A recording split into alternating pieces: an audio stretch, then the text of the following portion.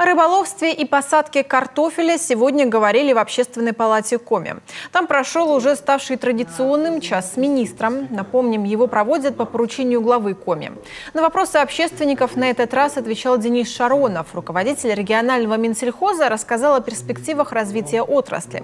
По словам министра, из-за особенностей географического расположения сельских поселений и удаленности их от центра, одна из основных проблем аграриев – это поиск рынков сбыта и снижение издержек.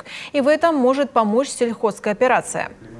Оптимизация издержек отдельных сельхозпроизводителей возможно только через кооперацию. Да? Но зачем каждому по отдельности договариваться, покупать, нести какие-то затраты, когда можно скооперироваться и производить эти производственные процессы у них.